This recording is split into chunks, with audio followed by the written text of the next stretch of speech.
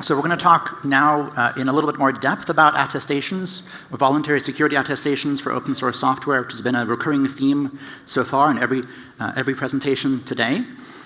I'm Ava Black, currently working with way too many hats on, once again, working in Etsy as co-rapporteur for the operating system standard, supporting SendPT3 to talk about vulnerability management for open source software and try to encourage good standardization there that works for open source, and also working with the Eclipse Foundation on this project, sort of providing guidance around open source voluntary security attestations. For those of you who don't know me, I formerly led open source security strategy for CISA in the US government, before that in the CTO's office in Azure and Microsoft, and I've been working in and with open source for 26 years now. So brief overview of the next roughly 95 minutes. I'll give a little overview. We'll hear from the Erlang Foundation for a minute. We'll talk about the structure of the workshop. And I'm going to ask all of you a little bit of homework real quick, or prep work rather. There are sticky notes up here. They're probably going to circle around the room. Please take a sticky note, write something on there that you'll recognize, your name, a handle, a cute little emoji, whatever you want. We're going to do an exercise in about 25 minutes to sort into groups to go break out for the workshop. So for now, just take a sticky note, take a pen, put something on it, and hold on to it. And then we'll all come back in. So now an overview to go into a little more depth than the previous speakers. And Dirk Willem gave a great overview, I thought, as well. We're going to go a little deeper than that now. There is here an opportunity for open source to really become more sustainable through the use of these attestations, as Dirk was describing. Article 25 establishes the authority of the Commission to create a delegated act to do this. So there's an opportunity, but it's unclear exactly what it will become. And our work now as a broad community of communities, and there is not just one open source community, even if it is helpful to express one opinion of what works. It can be a very complex opinion, and I think that's what we will need to arrive at, so that any solution about this works for the very large projects with tens of thousands of contributors and the very small projects run by just one or two people. The objective of this work, gosh, I wrote a lot of words on the screen, they're too small to read here. Identify and propose the mechanisms to reduce the compliance burden that manufacturers will face when using open source in their products. Now, right now, they're all free to do that. The licenses say they're free to do that. That doesn't change. But the CRA does change the obligation of manufacturers regardless of what they're using. Our goal is to prioritize and improve the economic sustainability of free and open source software communities by creating shared accountability. Accountability for, thank you, that's very helpful. The shared costs for the security and maintenance and the infrastructure while avoiding approaches that would burden open source or burden SMEs. And accounting for all sizes of projects and communities across open source, including those that don't have a steward. I want to remind folks, in case you haven't seen it or it isn't fresh in your mind, two very important definitions from the text of the CRA: what is a manufacturer and what is an open source steward.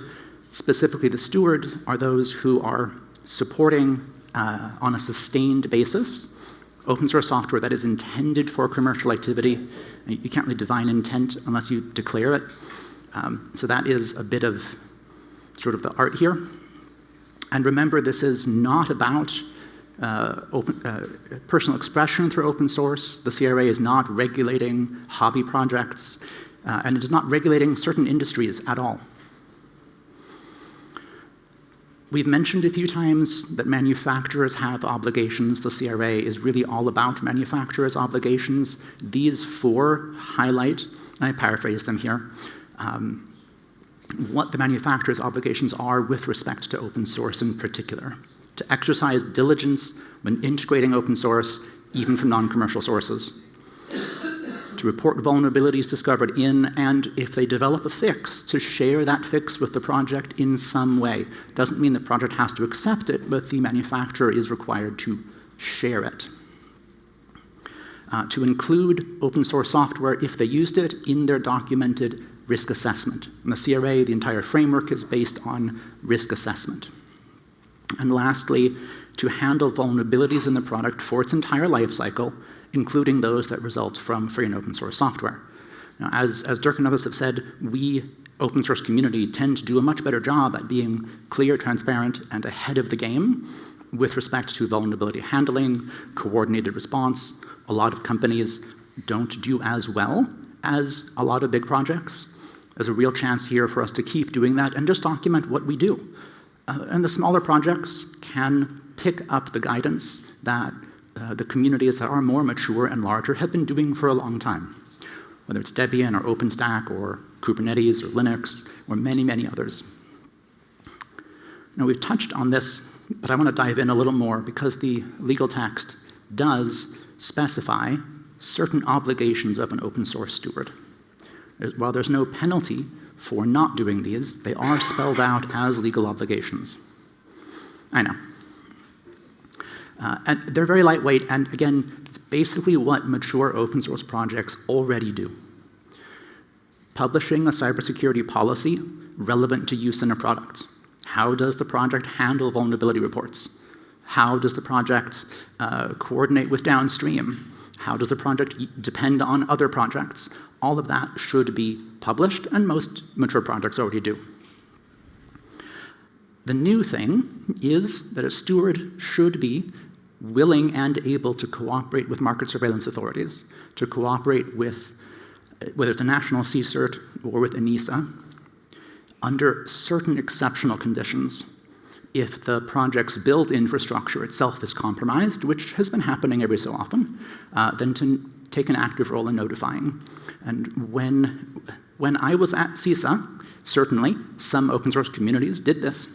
I can't assert whether they spoke to ENISA as well, but I know the capability and the best practice does already exist in mature projects.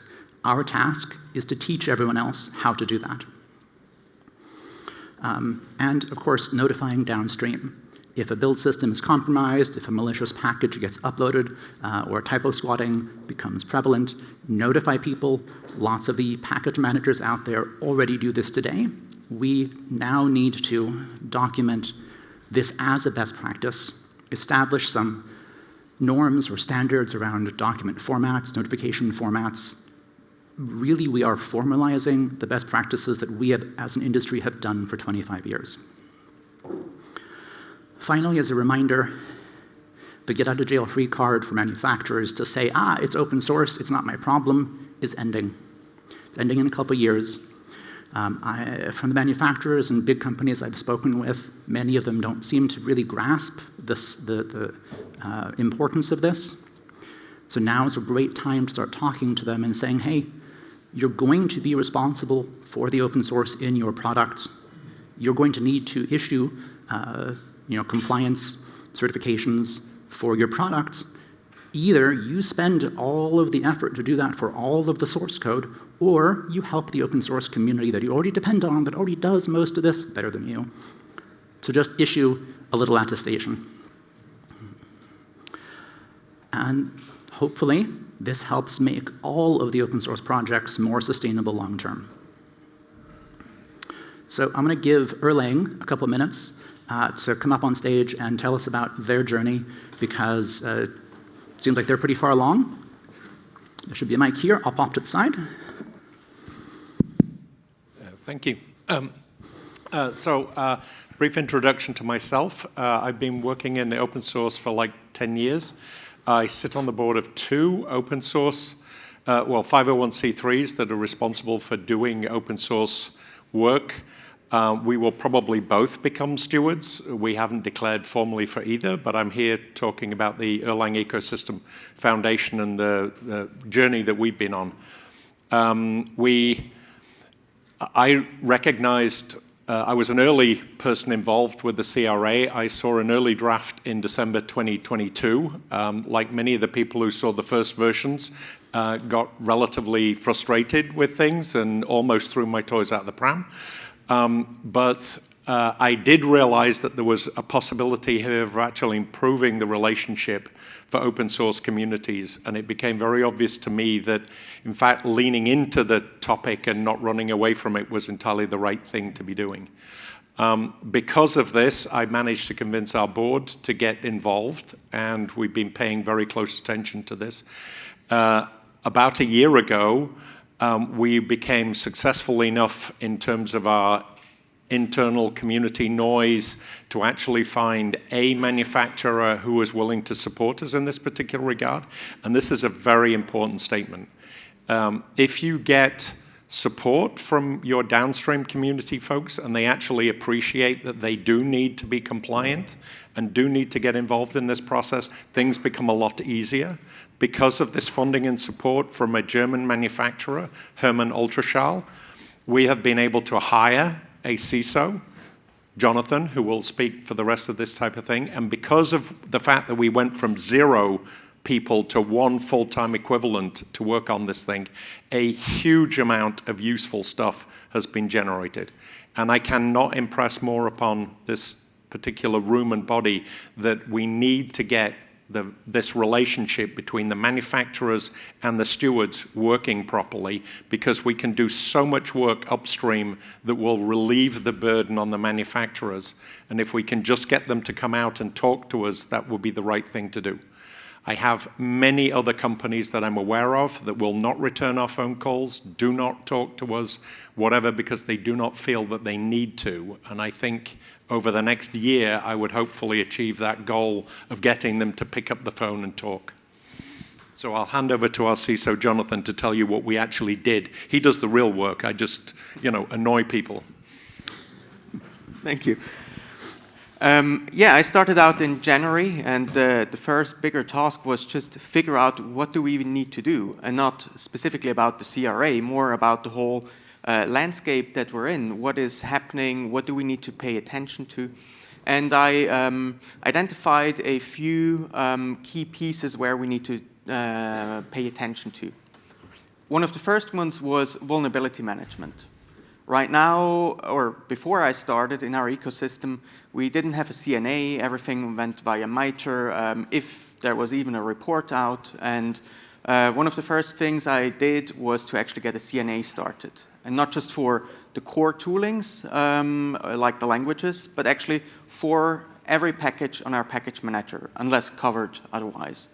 And we were able to get that off the ground around May, and are actually handling real vulnerabilities now. And we are able to put in the right metadata so the data is actually useful to consumers of it as well.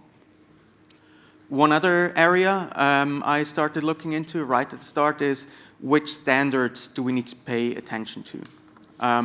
And we started by implementing OpenChain, both for Erlang and Elixir. But we have a lot of plans for other standards, like, for example, the new OpenSSF baseline or NIST's SSDF, and obviously everything that comes with the CRA and being a steward. Another area we looked into is basically the whole transparency or SBOM parts of it. There is some tooling. It's quite lacking. This is basically the topic we're going to be focusing on over the next 3 months. And one other topic, which I think is probably just by effort the largest one, is supply chain security. There's a lot to be done to do SALSA and lots of other attestations, doing trusted publishing, properly securing the accounts. So there's a lot of work that will have to go into that area. And what is quite interesting, since we're talking about attestations today, is with a lot of these things, we naturally arrive at attestations. With supply chain security, we're looking at SALSA. If we're doing transparency logs for our package manager in the future, it's quite natural to do attestations for these as well. If we're certifying standards, it's a good way to just put out the evidence for that as an attestation as well. And so there's a whole bunch of attestations, and it is one key piece that we're looking at is how to make these attestations accessible to everyone interested. And I think I'm going to give back to Alistair about funding. Okay, so I did touch on that earlier on in my conversation, but yes, the ability to do this work requires some funding. I know from my conversation with other open source communities that this is not going to be free. It's also not very expensive. So I think the real opportunity here is to close the rate of free ridership from the manufacturing side and get at the moment, we end up overcharging the 5% or less of manufacturers who are willing to actually donate to our cause because 95% get away with being free riders. And if we can close that gap for the people who are already supporting our communities, we could potentially lower fees if we can just get more people to turn up. So this does not have to be more expensive at all. It could actually be net cheaper for the folks who are already being supportive, and we just need to get the free riders to actually turn up and help out with the process. So I think that's it. Thank you.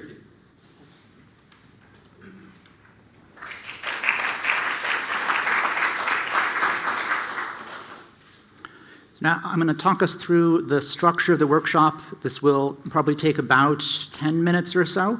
You'll probably be full of questions, and then we'll break into groups where you can explore those questions with a couple facilitators.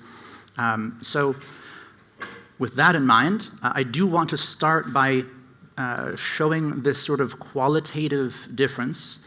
This comes out of discussions with communities, also with the Commission, recognizing a range of open source projects, legal structures, support structures that are in place today that divide at the top, of course, manufacturers who sell a product that is open source. It is a product, therefore they will need a CE marking, therefore out of scope for this conversation.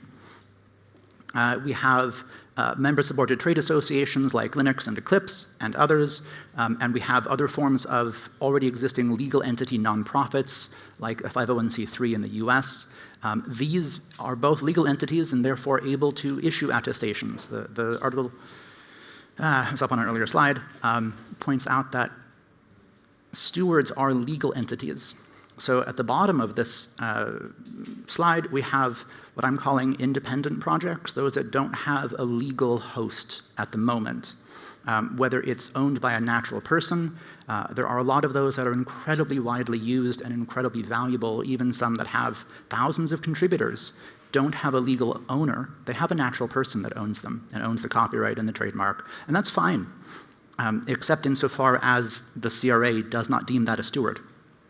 And then we have some projects that have no legal owner and no personal owner because it is still copyright every single contributor and it's not hosted somewhere.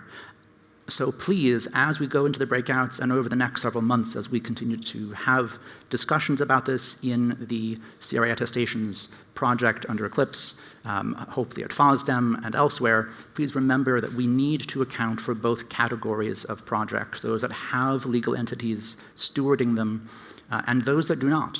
That are also very, very important. We're going to have 7 breakouts, and I've asked some folks in the audience to help facilitate these 7 discussions. I'm going to ask all of you to sort into the groups so that we can get a sense if there are any groups that have no interest, then we can merge. So hopefully at this point everyone has had a sticky note, put some sort of a name on it that you'll recognize. And if you are one of the folks I have conscripted to help facilitate, when the slide comes up for your topic, if you could just go put your names, put your sticky note on the board and take a seat, then everyone else at the end, on the, as we wrap up, you can see where you want to put your sticky notes. So first challenge that we will need to address as a community of communities is process-based attestations. Answering the question exactly what should be attested to and how is this going to be useful to a manufacturer. This I'm thinking of as a lightweight attestation. It's perhaps closer to the SSDF or SALSA. It says we built it securely. We built it from the code we think we built it from. We've had code reviews, and we've run some fuzzing. It's very process-based, and this should be accessible to small and independent projects. This should not be burdensome, and it should help excuse me, it should help consumers very easily.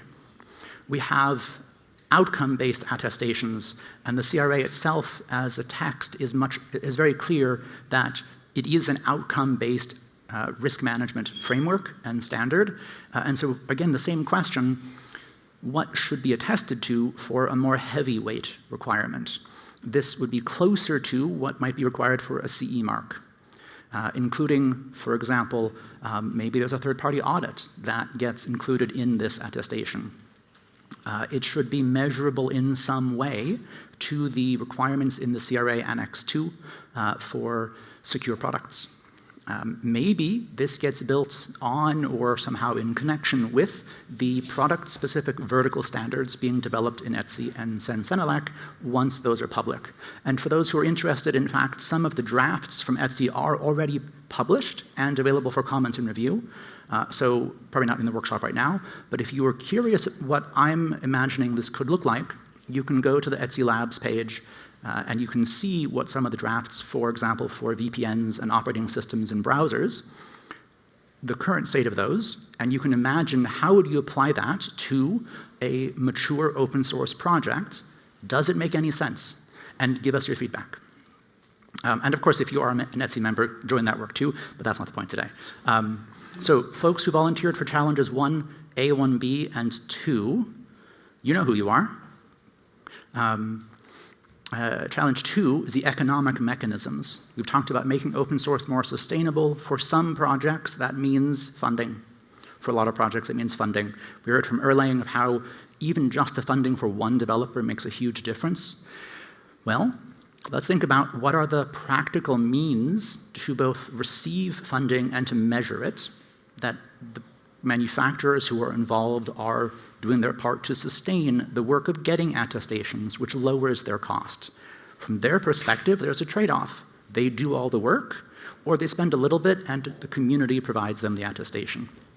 So how could we solve this? I put a couple ideas here, but I don't know. I want you all to think of how to solve this as well, because there are many different ways for different types of communities. Package managers that are currently under strain from too many downloads. There was a blog maybe a month ago from, I think, Rust's Crates.io and NPM and a couple others made a blog to talk about how much load they are under and cost they have in bandwidth that is not sustainable as nonprofits.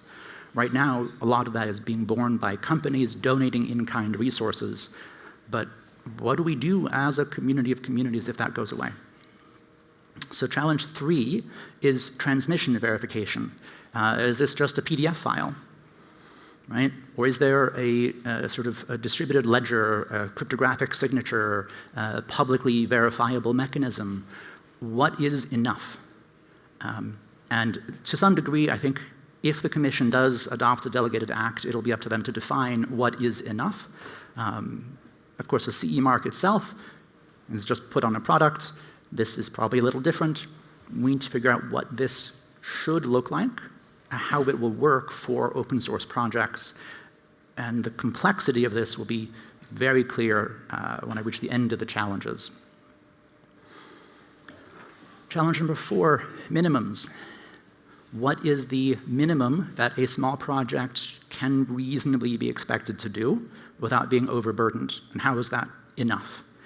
For a larger project, what is the minimum that a manufacturer may be operating in a important or critical product, a manufacturer selling an important or critical product, where their compliance bar is higher?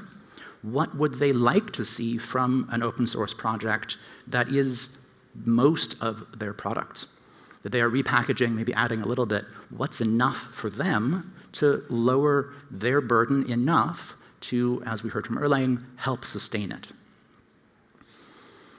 And of course, how does this work for things that are basically standalone projects?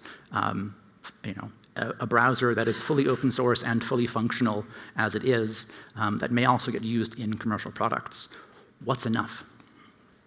Challenge 5, the text of Article 25 makes it clear that third parties can issue attestations. They're not restricted to only be issued by the project or by the steward, which I think raises quite a lot of complexities. If attestations are published publicly by multiple parties about the same project, and they don't agree, how do we resolve that as a community? How do we encourage the market to resolve that? What if different countries are looking at attestations from other companies or entities in different countries with different perspectives? As a global open source community and a hopefully global CVE, global vulnerability management community, how do we handle the global challenges around trust and a growing multipolarity? Transitive dependency is one of my favorite topics. Those of you who know I've been working on advancing the art for artifact dependency graphs for years now. Can an attestation program account for transitive dependencies? If an operating system like Debian were to issue an attestation, well, Debian has packaged a lot of other projects. Do those projects issue attestations separately? Does that get bundled into an aggregated attestation from Debian or separately? I don't know. Let's solve this together. I think this is going to be, along with SBOMs and the debate around how deep should an SBOM be, how deep should an attestation be? And can tools like Nix, which does this in a very closed ecosystem, or Omnivore, which could do this for anything but is not widely adopted yet, can they help? Can tools like Perl or other tools help? And lastly, oh, no, that's it, because that is 7 topics. 1 is just split into 2 pieces. In the kickoff to this, we had some other topics and other challenges that were raised. And so I'd like to ask folks not to dive into these today, but if you're interested in them, definitely come to our bi-weekly meetings, and let's dig into them together over the next 5 or 6 months. So with that, we're gonna break in a minute. Those of you who volunteered and are willing, please go put your sticky notes up first. You know who you are. Thank you so much. Welcome back. I realize at this point I am between you and lunch, which also means I am between, well, you are between me and lunch as well. So what we're going to do now is, from each of the groups, you all were having fantastic discussions. Some of you were in shared rooms, which I know made it a little bit challenging. I'm sorry we didn't have tons of space, but it seemed like some good ideas were coming out of this with each group that I checked in. Every group has some output to share, so we're now going to have a little bit of session where we all hear from each other, and that hopefully will also tee up a lot of cross-group discussions to have over lunch. Most importantly, though, is this is the beginning of a series of meetings and workshops. We launched 2 days ago online the project at the Eclipse Foundation to develop some recommendations around these 7 challenges and really what we do together for open source attestation.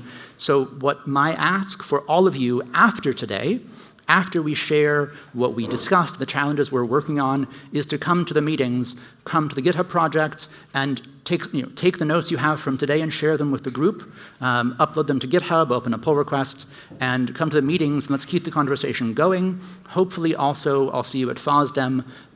We'll have more by then that we've done for the meetings to keep the conversation moving towards an actionable and specific set of recommendations.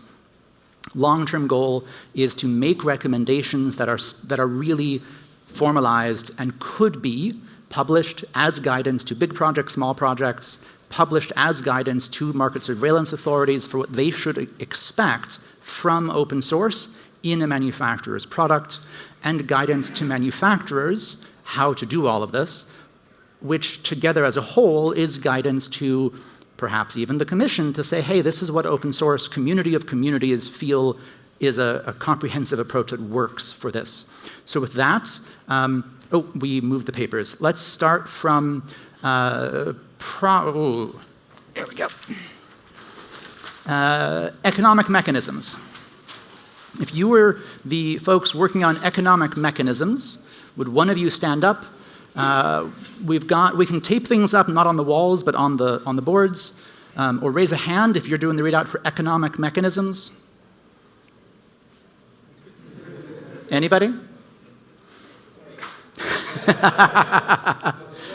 Okay, I see a hand from Gregor. There's a mic coming down to you.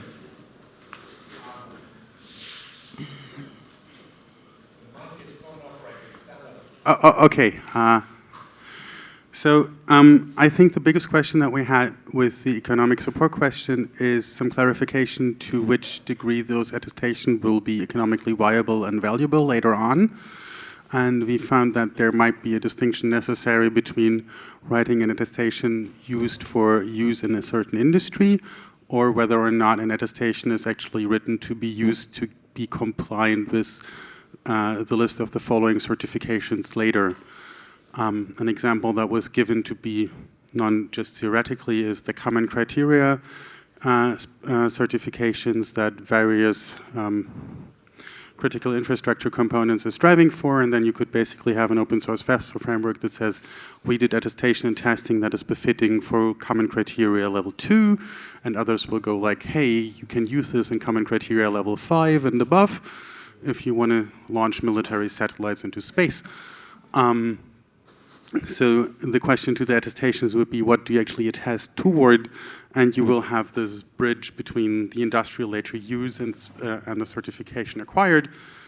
And this is one discussion to be had. The other discussion we had is, what will we be doing with freeloaders? So apparently everybody realized that the goal of the Cyber Resilience Act to have security flow up the supply chain and resources go down, perhaps.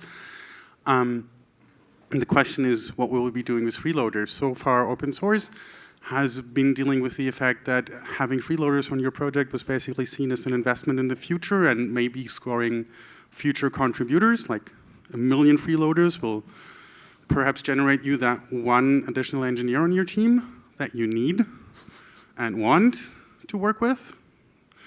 And the other question is, this has been solved in the open source community by various ways through licensing and copyleft effects, if you like it that way. And the discussion is, how can freeloaders be addressed, given that Article 25 grants the open source community, thank you for that insight, on Dirk's perspective, to circumvent various antitrust laws that we have in the digital single market in the EU. Because otherwise what open source foundations are actually doing would be seen as collusion by market actors to form a monopoly. So there will be interesting questions ahead. And we started a discussion and did not yet finish it on potential mechanisms to implement all this. And the last part where we found various reasons to be of interest is, if we talk about economic support, who would actually be incentivized to pump money into the system? And we found 3 sources of reasonable revenue streams to be generated, which are public procurement. Basically, if you go and say that you put out some kind of fair cost contribution policy, governments shopping for software might want to basically put their public procurement and ask their software providers to only be good open source community citizens, given the fact that at least the German federal government is spending about 17 billion each year on software procurement. This seems to be a reasonable revenue stream. The other one is insurances, where people will go ahead and say like, hey, if you don't keep your open source supply chain healthy, we're not going to insure your product if you want to put it on the market. So if your Roomba starts to insult your clients, this is a you problem now. And the third part is that we already have regulation in place wherein European companies that have a maturity degree, including and above an LLC, are actually supposed to put money aside from a financial perspective if there are threats to their products and business models outside the organization they cannot control. Your open source supply chain would qualify as such a risk, and thus would be heavily invested to find mitigating measures to prevent the 2.5% punishment that comes with something blew up in your face and you actually didn't do jack shit to prevent it. I hope that was concise enough. It's good, thank you.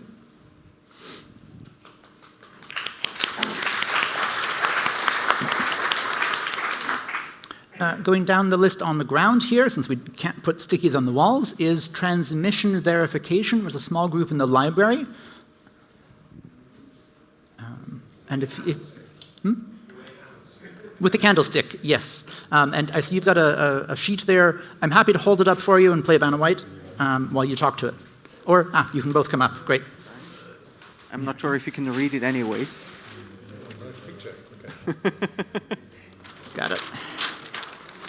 But yeah, we started out by answering the very simple question at the start, which was, is it sufficient to just send out signed PDFs? And probably, if we strictly look at the law, it probably is. However, is it practical? Not at all. We can't be sending out PDFs to everyone who asks, specifically as an open source project. That's just not a viable strategy. So the question is, if we wanted to do this properly, so we wanted to do attestations for the manufacturers that require them, and we want to do them in a way so that, for example, if a market surveillance authority goes and talks to this manufacturer, if they did their due diligence, they actually have the tools, the data available to prove who made that attestation, when was it made, what was it about, and all of these other properties. And if we get into that mindset of wanting to do a good job on it, then it very much makes sense to not just send out a PDF somewhere. Instead, it makes sense that we figure out, and this is not a topic we looked at in detail, but a way to describe what was actually what we're attesting to. So we have, I don't know, a JSON, some format that actually says what we're attesting to. And then there is already working standards, like, for example, in Toto combined with Sixdoor, or it could be Skit, or it could be any other mechanism where we can take these statements, put them in the right formats, send them off for a service for timestamping and getting receipts for them, so we know they were filed when you say they were filed and by who you say they were filed. And basically send out the whole package in the end. And the manufacturer can then use this to prove that he got all of this information at a certain point in time. One thing we have to be careful about is basically any statement we make about things that might change. So if you say, I don't have any vulnerabilities right now, obviously that might be not true in the future. And so we're going to have to think about if there's any statements that could change of how we tell you that there's a new version of this attestation available. So you, for example, would have to refetch for the same subject from the same origin that a new attestation every week to see if all the claims still hold. And yeah. Thank you.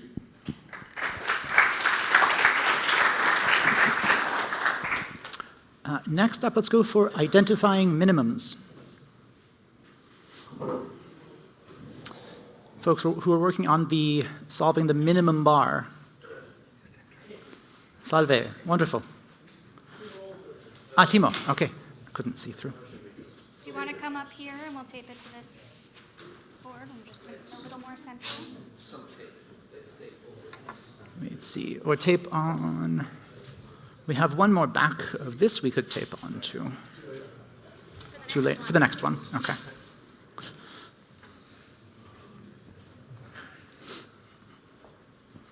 Okay, I have the mic, so maybe I start. So yes, I think first of all, we had a very lively discussion and a really poor secretary in the group, so this is the outcome. Maybe the kind of the baseline that we established was that maybe this attestation project needs to figure out kind of what's the goal for this minimum thingy.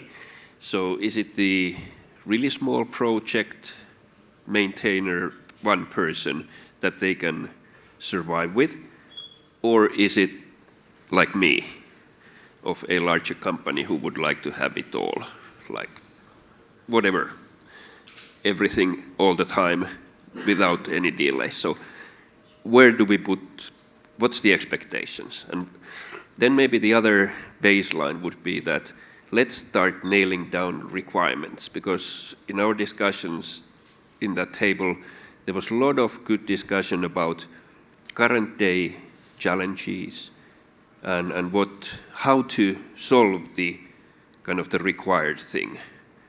And maybe easier ways to start nailing down those requirements and screening out the ones that we decide not to concentrate on, and then concentrate on those that we choose, and then we go to the actual things that we discussed for most of the time. And I think Salve had very good kind of introductory material that couldn't be used in that work. And maybe you want to elaborate on that. Thank you. So Salve is my name. I'm the CPAN Security Group. When it comes to the minimum elements, in a sense, we're talking about, what is the minimum of information that we should require maintainers to provide? There is a match downstream with what is required by the Cyber Resilience Act and other legislations out there. And for me, which we talked about is what are the most useful question to ask here is who is in possession of the information that is required. Like, for example, if there's a security contact point that needs to be there, it is the maintainer who decides what that is. Anybody else who thinks they can be the security contact point for something upstream is a poser. They are not the original source and the authoritative source. And that question leads us to some actually a reasonable set of minimums to look for, which basically comes out from the downstream requirements. So the next question that this again opens up of a problem for us is that a lot of projects out there, they don't have, most projects I would say, don't have a steward or a project or an organization around them. So how do we suggest or help these people to actually provide the information, the documentation, the metadata fields that are required? So we spent a little bit of discussion time on that, and it turns out to be quite a hairy problem, which probably could benefit from some good guidance to help manufacturers and maintainers to move in a constructive direction, which is probably, well, let's hope this is the outcome eventually, to create more metadata. I don't know, is there anything else? No, I think it's time for the next group. Thanks. Thank you, thank you. So, one comment they just touched on, I think, is worth really highlighting. A lot of the smaller projects don't today have stewards, and figuring out perhaps some guidance for how they might become stewarded or have these sort of normative means to say, here's what we can attest to in a way that works. That's a space that needs to be filled in by us all. So next up. No. We all know open source is full of catgirls. Transitive dependencies are next, I think? Yes, transitive dependencies. Which is you? Okay, great.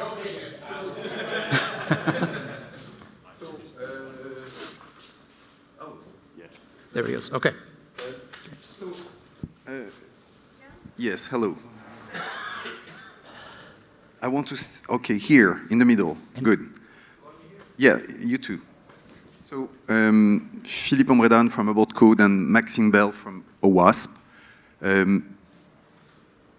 The goal was try to determine if attestation for dependencies would be verifiable. We didn't reach any of that.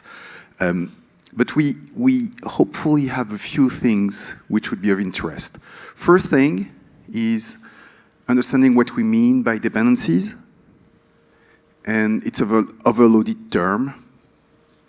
In the context of the CRA, we came to an agreement saying what really matters exclusively is what is in a software digital product you distribute. and everything that's in that product. Which, if we can go to get an agreement on that, would be great. That means ignore what you use in development if it's not part of the product you ship. Ignore eventually a runtime requirements because that's not part of the runtime you ship.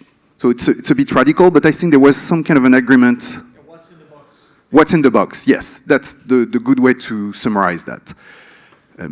It would be really profound to have a common agreement on that because there's a lot of misunderstanding when we talk about dependencies.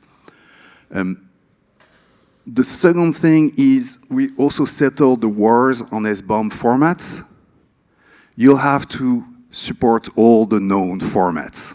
So these formats don't matter, you have to support them all because your users, your customers, your partners upstream, downstream, side streams will one way or another support either SPDX or CycloneDX.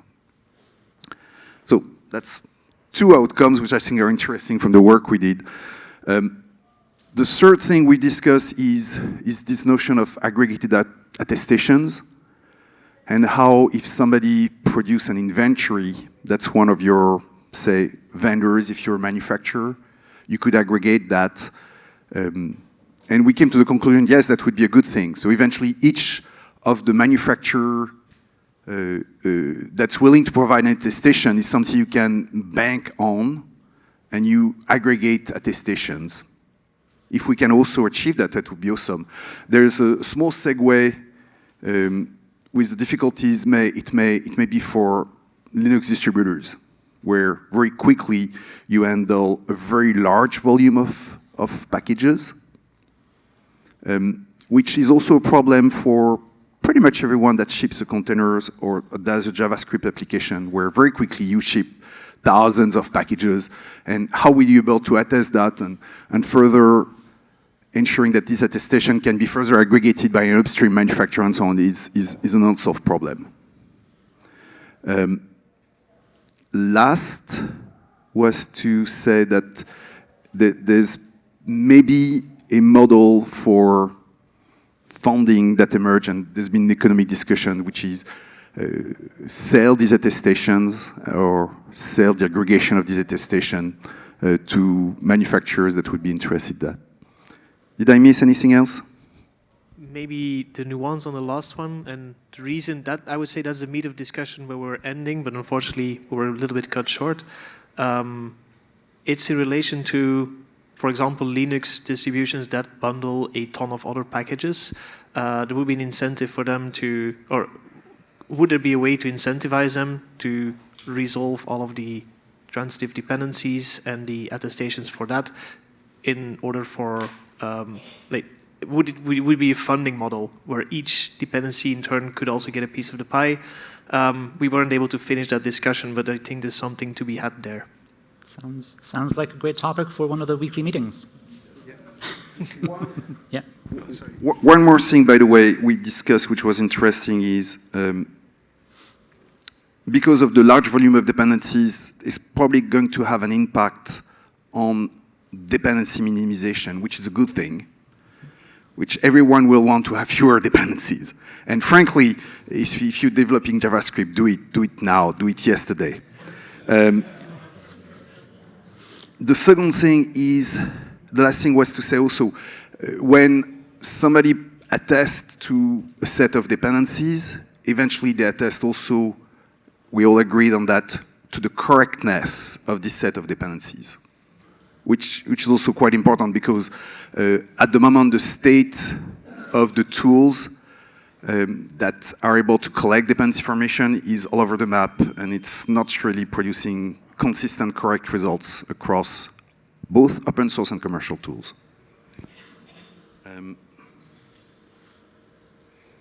That's it. No, there's one last thing was around the content of this attestation with the inventories. We discussed specifically that this should be actionable and enable some kind of vulnerability handling. That's the purpose. Including, in some case, being able to provide minimal security contacts for the dependency or whoever provide the attestation, so you can follow up and make use of the attestation seriously. Right. Yeah. Yeah, but I don't think I have anything to add at this point. Okay. Thank you. I have saved the perhaps two of the most complex topics. These are all very complex topics for last, and recognizing that we're now getting, I'm getting hungry, we're probably all getting ready to go to lunch. I'm still going to ask these last two. First, process-based attestations, and then the room that was, I think, the biggest room, the game room, outcome-based attestations will be the last one to go. I think you had some really incredible conversations when I stuck my head in there. I hope please take the time you need to share that with the room. Hello? I'm going to stand here so I can put my tablet down. Okay. It's good to see Philippe standardizing on the same tablet. I'm going to run across the camera this way. And So we were a group at the front of the room here talking about process-based attestations. Now, you'll remember from Ava's original slides that this problem space is split into two parts. One is, what attestation can you make based purely on the process of the group that is developing the software? And then, what attestation could you make that is related to a specific deliverable or outcome that is produced by a community? And the scale of those two is that the process-based attestations are probably going to be within the reach of very small organizations, whereas the outcome-based attestations are more likely to require a larger organization. So we took that to heart, and the questions we were asked were, what would be in those attestations? So we observed that there are already several lists that you could follow as checklists for what would be in one of those attestations. And we feel it would be a good idea to inventory those and make a list of them. So we came up with SALSA, SSDF, and a baseline one from OWASP. And we assumed that because we could think of those, there must be some other ones we couldn't think of. So one of the first things that it would be good to do would be to inventory those. We then looked at one of those and came to the conclusion that it was far and away too burdensome for a 3-person open source development project to even think of complying with. And so probably there is going to have to be a minimal subset made of those factors that are going to be included in an attestation. What would those be? Well, they would be things that can be deduced from the process rather than requiring knowledge of the deliverables. They would be things that could be verified independently by a third party so that it wasn't necessary to go back to the project to clarify the attestation, with a minimum number of factors that are only verifiable by the first party and so have to be asserted. Was there anything else on that topic? I think that was everything on content. Oh, no, there is more coming on content. It's on the next page. We were concerned that those checklists probably don't contain anything European specific, and we are aware that the European Commission has some members who are very concerned about whether a project is European or European funded.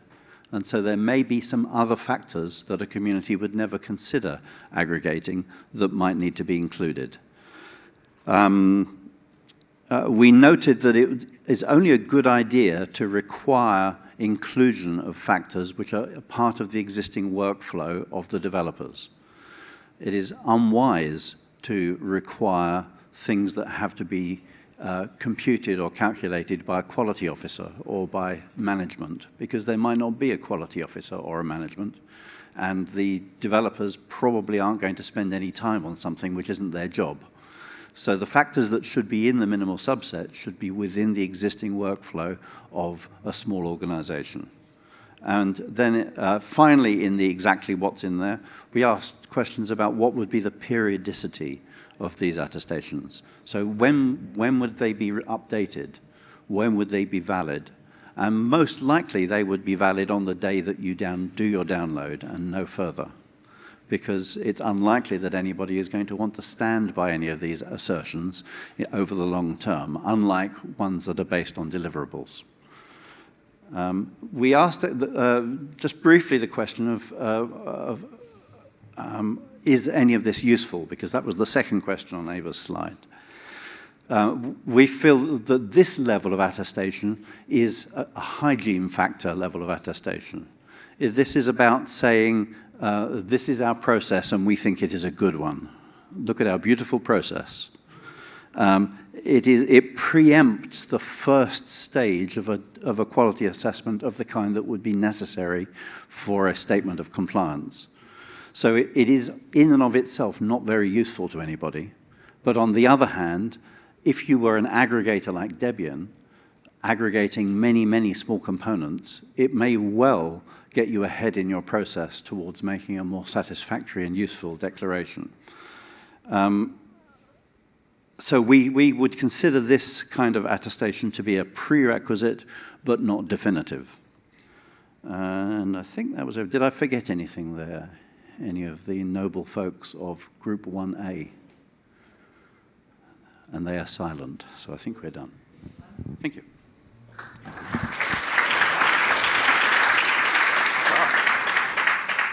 I don't know if there's a board big enough for our notes. Maybe I'll just...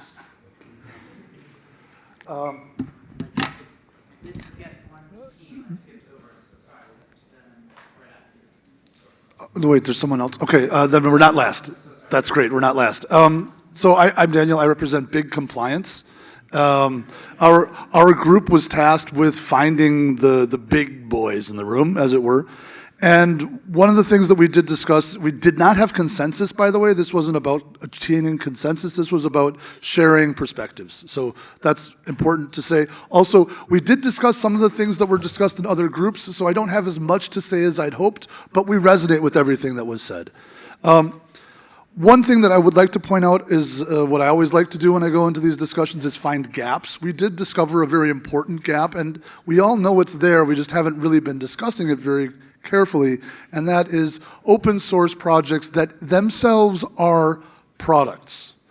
It's very important that we recognize that open source isn't just about libraries or pipelines. It could ultimately be the thing that your child is using in a school computer, because LibreOffice is almost everywhere, and it should be in more places. The challenge for attestation in this case is that, LibreOffice, when its vendors are supplying the government, how do they prove to the government that it's safe if they don't have a CE marking? So it's a complication that we need to consider and address. And this leads us to one of the other larger points, I think, and that is that there can be side effects, positive side effects of attestations. And what we meant by that is that, for example, in the case of having an attestation for LibreOffice, while it might be useful in the context of the CRA somehow, not really, because no manufacturer is doing anything with LibreOffice. They're distributors at best. But it could be useful to have an attestation so that the school administrator can show the parents that, hey, the software that your kids are using is safe. So that we feel that that's an important thing to consider. We also talked about our hopes that the standards that Etsy are publishing can be useful in places that they may not have originally been intended for.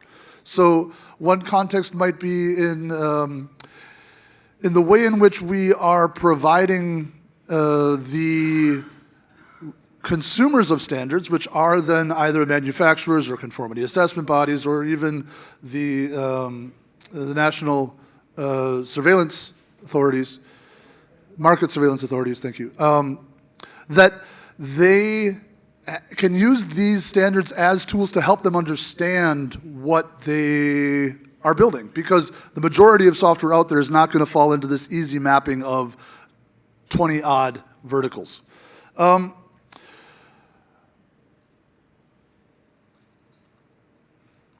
We also had a brief discussion about the OSI definition, the definition of open source that is in the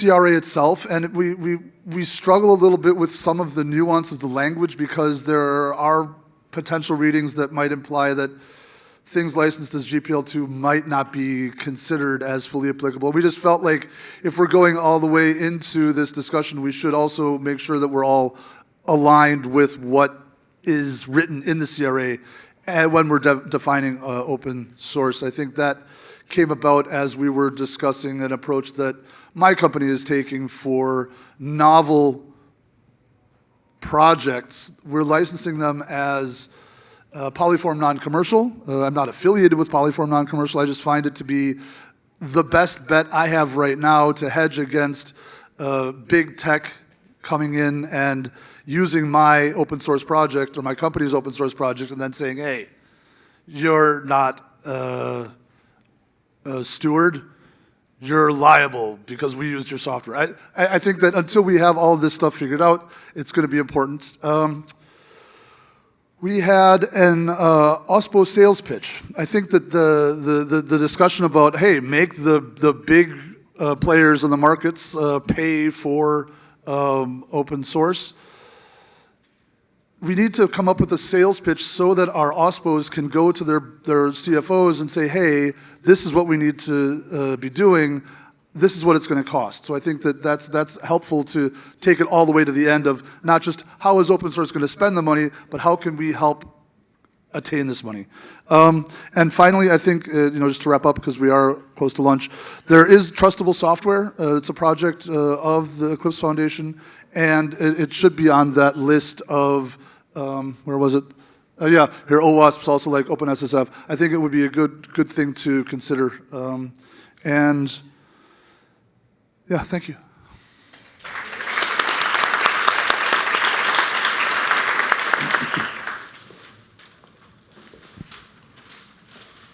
Cheers.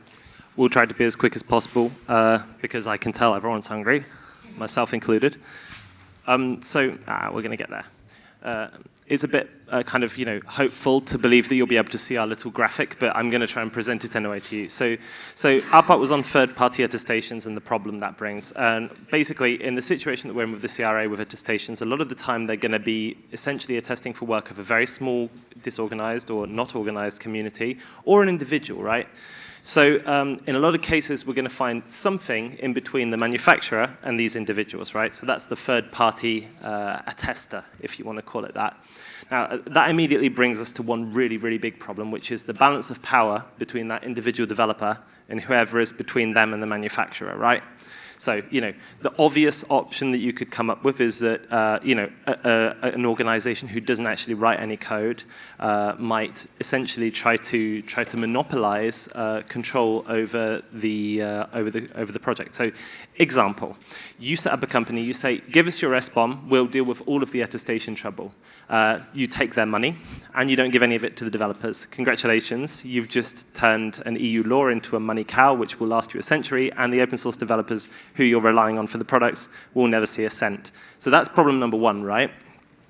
Problem number two, answer to that is how do we create that balance of power? Our first thought was, well, perhaps it has to be consent from that individual developer to work with whoever the third party is. But that also has problems of its own.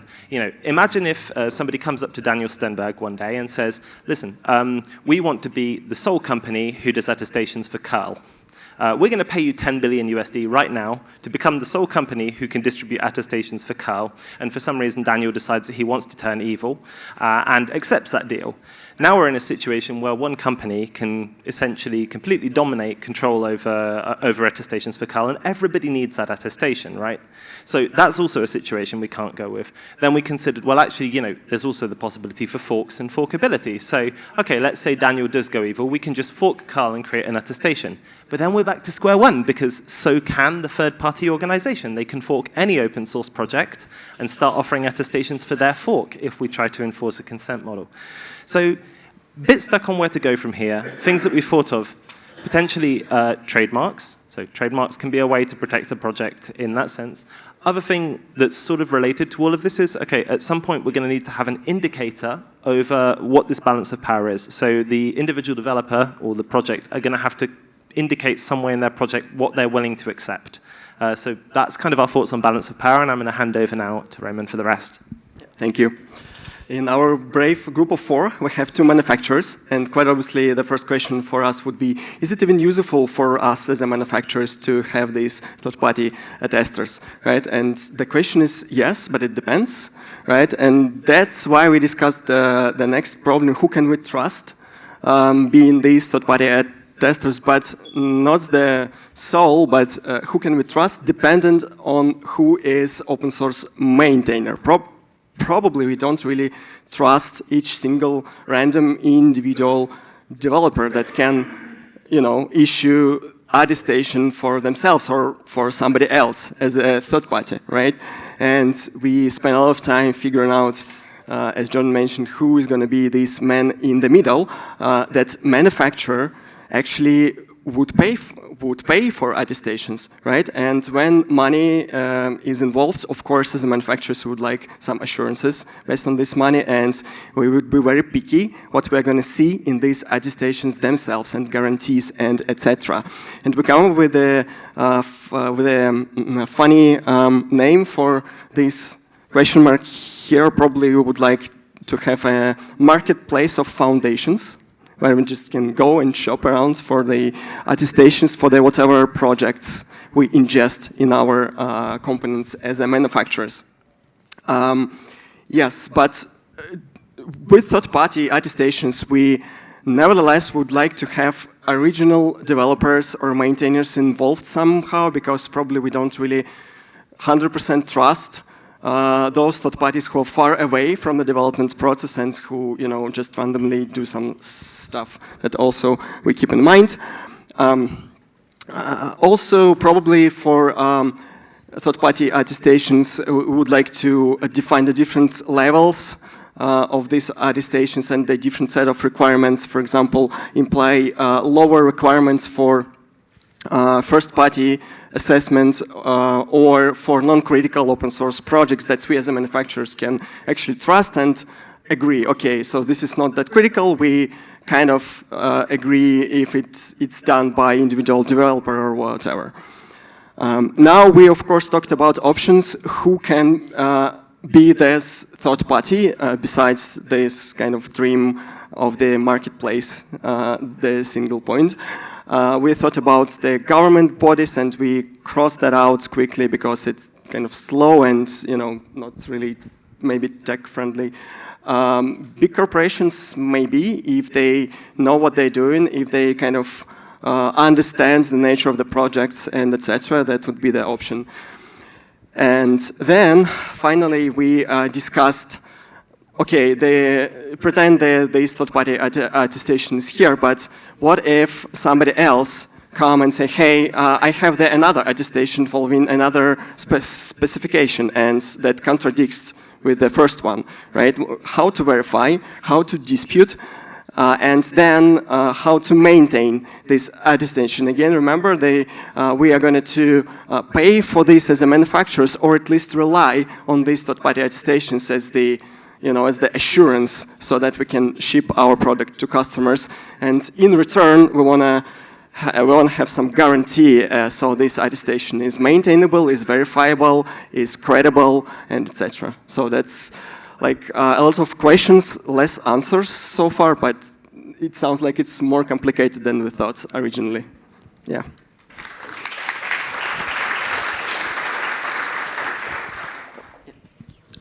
I want to thank all of the groups for the good discussions, and what stands out to me is that every group's readout touched on topics that other groups also read out on.